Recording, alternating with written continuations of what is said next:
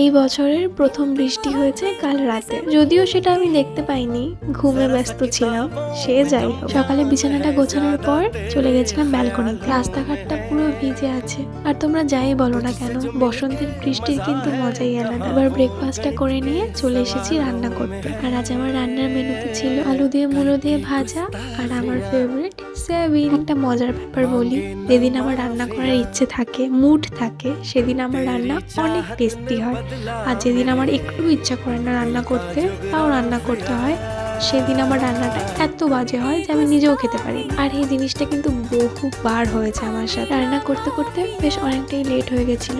এরপর লাঞ্চটাও করে নিলাম। বিকেলে একটু বেরোবো ভাবছিলাম, না ঘুরতে নয়, আজকে একটু কাজেই বেরোবো। আর কোথাও বেরোনোর সময় আমার সব ড্রেসগুলো যে কোথায় ঢুকে থাকে আমি খুঁজেই পাই না। কি পরবো করতে করতে এই শর্ট কুর্তিটা পরেছি। আর এই রোজ দুটো আমি কালকে এনেছিলাম। আর শুধু রোজ কেন, যে কোনো ফুলই সব মেয়ের অনেক পছন্দ, তাই না? কথা বলতে বলতে আমি রেডি হয়ে গেছি আর বেরিয়েও পড়েছি। বাইরে গিয়ে আর সেরকম কোনো ভিডিও করা হয়নি। এই তো, তাহলে আজকে এখানে শেষ করছি। চলো, টাটা।